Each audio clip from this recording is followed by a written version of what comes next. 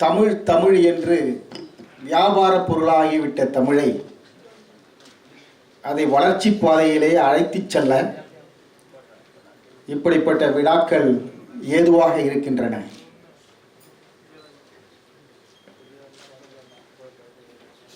இப்பொழுது நடைமுறைகள் என்ன இருக்கிறது என்றால், தமிழ் என்று சொல்லிவிட்டால்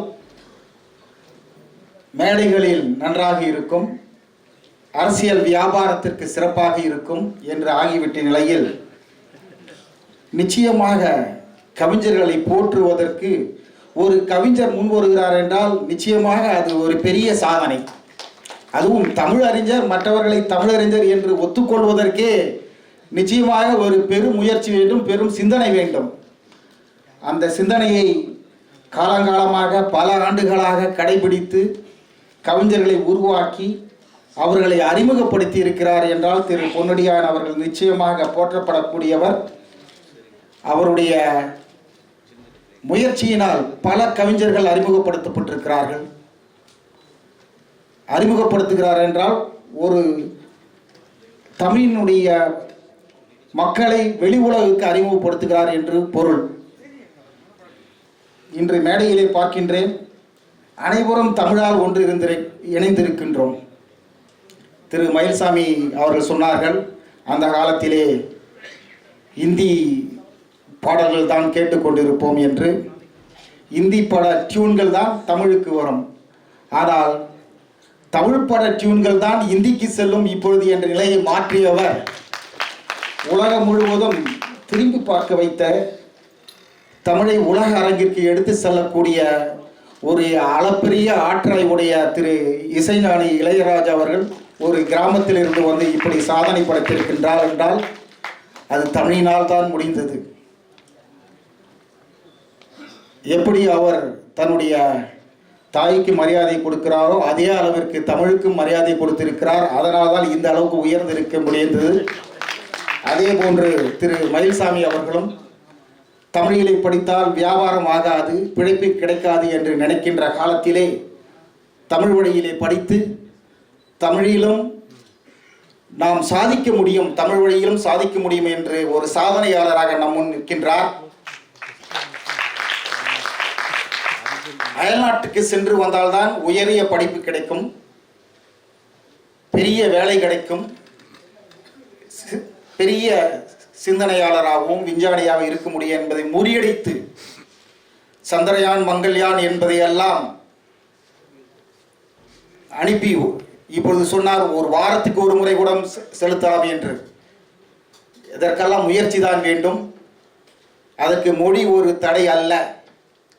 தமிழால் சாதிக்க முடியும் என்பதற்கு ஒரு சாதனையாளராக இருக்கின்ற திரு மயில்சாமி அண்ணாதுரை அவர்களை நிச்சயமாக தமிழெண்ணை தன்னுடைய கரங்களால் அணைத்துக் கொள்வார். அதே போன்று திரு நல்லக்கண் அவர்கள் இருந்தார். பொது வாழ்வுக்கு தூய்மை, தமிழ்நாட்டிலே இப்படி ஒரு தூய்மை இருக்கிறது என்றால் நிச்சயமாக ஆச்சரியப்பட வேண்டியதுதான். தூய்மையான கரங்களை உடையவர். கரங்களை என்றால் கொடுக்கவும் வேண்டும், வாங்கவும் வேண்டும். ஆனால் நாம் பார்ப்பதெல்லாம் என்னவென்று அனைவருக்கும் தெரியும். 90 வருடங்கள் வந்து கரைபடாமல் வாழ்கின்றார் என்றால் நிச்சயமாக அது ஒரு சாதனை. அவர் இன்னும் ஆங்கிலம் தெரிந்தவர் அல்ல. ஒவ்வொருவரும் சுய முயற்சியினால், சுய ஒழுக்கத்தினால் இருந்தால் நிச்சயமாக அனைவராலும் அறிய முடியும், பெரிய தலைவராக இருக்க முடியும் என்பதற்கு ஒரு நல்ல எடுத்துக்காட்டாக திரு நல்லக்கண் அவர்கள் இருந்தார்கள். அதே போன்று திரு குமரி அனந்தன் அவர்கள் தமிழனையினுடைய மிகச்சிறந்த புதல்வன். தமிழுக்காக அவர் செய்ய வேண்டியவை இன்னும் அதிகமாக இருக்கின்றது. பாடும் அரசியல் தான் நம்ம தமிழகத்தை சின்ன பின்னமாக்கிவிட்டது. தமிழறிஞர்களை எல்லாம் சின்ன பின்னமாக்கிவிட்டது. ஒரு கவிஞன் உயர வேண்டும் என்றால் அவர் ஒரு அரசியல் கட்சியுடன் தொடர்பு இருக்க வேண்டும். அரசியல் கட்சி தொடர்பு இருந்தால்தான் அவர் உயர முடியும். ஒரு கட்சி ஆட்சிக்கு வந்தால் அவை உயர்ந்து விடுவார், அடுத்த காட்சியை ஆட்சிக்கு வந்தால் வேறு ஒருவர் வந்துவிடுவார், இவர் தாழ்ந்து விடுவார். ஆனால் இப்படி செய்வதனால் தமிழ்தான் அடிபட்டு போகிறது. அரசியலுக்கு அப்பாற்பட்டு தமிழ் கவிஞர்களை அந்த காலத்து அரசர்கள் போன்று போற்றி புகழ வேண்டும், கட்டி காக்க வேண்டும். அப்பொழுதுதான் தமிழ் அன்னை அரியணையில் வீற்றிருப்பாள்.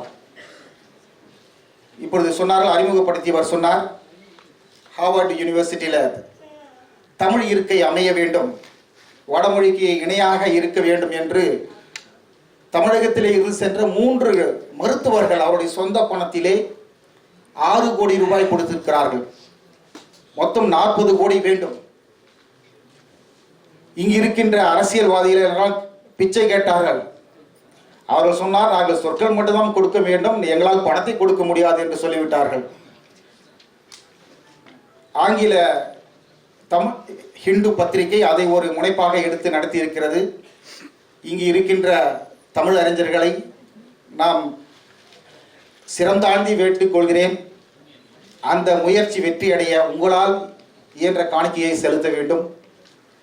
மிகப்பெரிய அறிஞர்கள் இருக்கிறார்கள், இசைஞானி இருக்கின்றார், மயில்வாகன் இருக்கிறார். இவர்களெல்லாம் நிச்சயமாக தமிழ் அன்னைக்கு மிகப்பெரிய சேவையை செய்திருக்கிறார்கள், இன்னும் செய்ய வேண்டும் என்று வேண்டுகிறேன். தமிழ் அன்னையை ஹார்வர்டு யூனிவர்சிட்டியில் ஒரு இருக்கையின் மூலம் அமர செய்யும் பொறுப்பு நம் அனைவர் கையிலும் இருக்கின்றது. இந்த தருணத்தில் நான் ஏன் வேண்டிக் கொள்கிறேன் என்றால், இங்கே இருப்பவர்கள் எல்லாம் தமிழ் அறிஞர்கள், தமிழ் கவிஞர்கள், தமிழ் பிரியர்கள், தமிழால் ஒன்றிணைந்திருக்கின்றோம். அனைவரும் ஒன்று சேர்ந்து நம்முடைய தமிழ் அன்னையை உலக அரங்கிலே நாம் பெரிய அளவிலே நிலைநிறுத்த வேண்டும். ஒரு இணையதளம் சொல்லியிருக்கிறது, உலகிலேயே மிகவும் தொன்மையான மொழி என்று சொன்னால் அது தமிழ் மொழி என்று தான் சொல்கிறார்கள். இங்கே என்ன பிரச்சனை என்றால், இப்பொழுது மதுரை பக்கத்திலே ஒரு இடத்திலே கீழடியிலே ஒரு 5000 வருடங்களுக்கு முன்பு இருந்த நாகரிகத்தை வெளிப்படுத்தி இருக்கிறார்கள். அங்கே தமிழ் எழுத்துக்கள் இருக்கின்றது. ஆனால் அந்த தமிழ் மொழி எழுத்து தொன்மையானதா அல்லது பிற்காலத்தை சார்ந்ததா என்று கண்டுபிடிப்பவர் ஒரு வடமொழி அறிஞர். வடமொழி அறிஞர் எப்படி சொல்வார் தமிழ் மிகவும் தொன்மையானது என்று? அப்படிப்பட்ட அறிஞர்கள் தமிழில் இல்லை. தமிழ் தொன்மையானது 5000 காலத்துக்கு முன்பு ஏற்பட்ட மொழி, தொன்மையான மொழி என்று சொல்வதற்கு பிற மொழி அறிஞர்கள் தான் இருக்கிறார்கள். பிற மொழி அறிஞர்கள் தமிழை அவ்வளவு சீக்கிரம் ஒற்றுக்கொள்வதில்லை. ஆகவே அந்த கீழடியில் இருக்கின்ற கிடைக்கப்பட்ட தமிழ் எழுத்துக்களை இப்பொழுது அமெரிக்க மண்ணிற்கு அனுப்புகிறார்கள். அங்கே ஆய்வு செய்ய இருக்கிறார். கார்பன் டெஸ்ட் என்று சொல்வார்களே, அந்த டெஸ்ட் செய்வதற்காக. அது வந்துவிட்டால் தமிழின் தொன்மை புரிந்துவிடும். இப்படி பலரும் பலவிதமாக தமிழுக்கு சேவை செய்ய வேண்டும். திரு மயில்சாமி அவர்கள் சொன்னது போன்று தமிழை அடுத்த தலைமுறைக்கு கொண்டு செல்ல வேண்டும். இது பழைய மொழி, தொன்மொழி என்று சொல்லி நம் பழம் பெருமையை பேசி எதுவும் ஆகப் போவதில்லை. அடுத்த தலைமுறைக்கு நம்முடைய குழந்தைகளுக்கு எடுத்து செல்ல வேண்டும். அப்பொழுதுதான் தமிழ் மொழி சிறக்க முடியும், வாழ முடியும். ஏனென்றால் தமிழகத்திலே இப்பொழுது தமிழ் வழி கல்வி அரிதாகிவிட்டது. அனைவரும் ஆங்கில வழியில் படிக்கின்றார்கள். நிச்சயமாக அவசியமான மொழி. எந்த மொழியும் நாம் இருக்க வேண்டாம். கண்டதை படித்தால் பண்டிதன் ஆகலாம். அனைத்து மொழிகளும் படிக்க வேண்டும். எந்த மொழி வேண்டாம், எந்த மொழியின் மீது விருப்பம் வேண்டாம். அதே நேரத்தில் தாய்மொழியை கண் போன்று காக்க வேண்டும். நம்முடைய பிழைப்புக்கு, நம்முடைய வியாபாரத்திற்கு, நம்முடைய வேலைக்கு ஆங்கில மொழி உலக மொழி. அது அனைவராலும் ஏற்கப்பட்ட மொழி. அதை நிச்சயமாக நாம் அறிந்து கொள்ள வேண்டும், தெரிந்து கொள்ள வேண்டும். இல்லை என்றால் நாம் இந்த தற்கால உலக வாழ்விற்கு தேவையில்லாதவர்கள் ஆகிவிடுவோம். அதையெல்லாம் மாற்றி தமிழ் அறிவு அவசியம். ஆணிவேர் போன்றது. எப்படி ஒரு மரத்துக்கு ஆணிவேர் போன்றதோ, ஆணிவேர் போன்றதோ தமிழ் நிச்சயமாக ஒவ்வொரு மனிதனுக்கும், ஒவ்வொரு தமிழனுக்கும் அவசியமானது. அதை கண் போன்று காக்க வேண்டும். அதே போன்று ஆங்கில அறிவும் அவசியம். அதை யாரும் நாம் மறந்துவிடக்கூடாது. அதே போன்று மாற்று மொழிகளை நாம் வெறுக்கக்கூடாது. எல்லா மொழியையும் நாம் கற்றுக்கொள்ள வேண்டும். பழைய காலத்தில் ஏதோ நடந்திருக்கலாம். ஆனால் இப்பொழுது உலகம் ஒரு சிறு உருண்டை போன்று ஆகிவிட்டது. இங்கிருந்து தொலைபேசி எடுத்தால் அடுத்த நொடி மணித்துளியில் அமெரிக்காவுக்கு பேசலாம். அப்படி சிறு கிராமம் போன்று ஆகிவிட்டது. ஆகையால் பல நாடுகளுக்கு செல்ல வேண்டும், பல வேலைகளை செய்ய வேண்டும். திரைக்கடல் ஓடியும் திரவியும் தேடு என்று சொன்னார்கள். அதுபோன்றுதான் நாம் இருக்க வேண்டும். செல்லும் இடமெல்லாம் தமிழை வளர்க்கின்றார்கள். நம்முடைய அண்டை நாட்டு கொடுமைப்படுத்தப்பட்டு என்னென்ன இன்னல்களெல்லாம் அடைந்து வெவ்வேறு உலகிற்கு சிதறி ஓடிய நம் தமிழ் சொந்தங்கள், இலங்கை தமிழர்கள், அவர்கள்தான் தமிழை வளர்க்கின்றார்கள். எல்லா இடத்திலும் தமிழை வளர்ப்பவர்கள் இலங்கை தமிழர்கள் மட்டும்தான். கனடா நாட்டிலே டொரண்டோ என்று ஒரு நகரம் இருக்கிறது. அங்கே ஜனவரி மாதத்தை தமிழ் ஹெரிட்டேஜ் மந்த் என்று கொண்டாடுகிறார்கள். அதற்காக தீர்மானமே கனடா நாட்டிலே தீர்மானமே போடப்பட்டிருக்கிறது. அங்கே ராதிகா சிர்சபேசன் என்கின்ற முதல் தமிழ் பெண்மணி கனடா நாட்டின் நாடாளுமன்றத்தில் தேர்ந்தெடுக்கப்பட்டு தமிழை முதலில் தமிழில் பேசினார். இன்னும் ஒன்று சொல்ல விரும்புகிறேன். நான் ஒரு தமிழை பற்றி ஒரு தீர்ப்பு சொல்ல விழையுங்கள். நம்முடைய ஹரியானா மாநிலத்திலே 1962 இருந்து தமிழ் வந்து 2வது மொழியாக இருந்தது. பல பேருக்கு தெரியாது. 2004ஆம் ஆண்டும் 5ஆம் ஆண்டு தான் அதை எடுத்து விட்டார்கள். பஞ்சாப் வந்து விட்டது.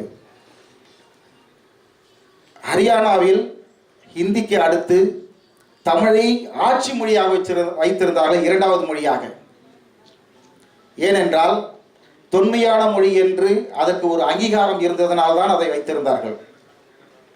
ஆனால் தமிழ்நாட்டிலே தமிழை படிப்பதற்கு ஆட்கள் இல்லாமல் போகின்றார்கள். அதையெல்லாம் நாம் நீக்க வேண்டும். வருங்கால தலைமுறைக்கு தமிழை அறிமுகப்படுத்த வேண்டும், அவர்களை படிக்க வைக்க வேண்டும். கண்டிப்பாக நம் குழந்தைகள் தமிழில் பேச வைக்க வேண்டும். ஆங்கிலத்திலும் பேச சொல்லலாம், அதில் பிரச்சனை இல்லை. தமிழில் எழுதவும் படிக்கவும் அதிகபட்சம் அவர்கள் தமிழை பற்றிய அறிவு இருக்க வேண்டும். அடிப்படை அறிவு இருந்தால் போதும். இன்னும் கொஞ்ச காலத்திலே வந்து இலக்கியத்தை உணரக்கூடிய அளவுக்கு நம்முடைய தலைமுறை இல்லாமல் போய்விடுமோ என்ற பயம் கூட இருக்கின்றது. அந்த நிலை மாற வேண்டும். அந்த நிலை மாறுவதற்காகத்தான் உழைத்துக் கொண்டிருக்கிறார் திரு பொன்னடியான் அவர்கள். 50 ஆண்டு காலம் ஒரு முல்லைச்சரம் என்ற ஒரு பத்திரிகையை நடத்துகிறார் என்றால் அது சாதாரண விஷயம் இல்லை. அரசியல் சார்ந்து இருக்க வேண்டும், இல்லது சினிமாவை சார்ந்து இருக்க வேண்டும் பத்திரிகை. ஆனால் எதுவுமே இல்லாமல் தமிழை சார்ந்து இவர் நடத்துகிறார் என்றால் அது மிகப்பெரிய வெற்றி, அது மிகப்பெரிய செய்தி. இந்த செய்தியில் இருந்து நாம் தெரிந்து கொள்வது என்றால், மனம் இருந்தால் மார்க்கம் உண்டு. தமிழுக்காக உழைக்கின்ற திரு பொன்னடியான் அவர்களை என்னுடைய சிரம் சாந்தி வணங்கி வாழ்த்துகிறேன். வணக்கம், நன்றி.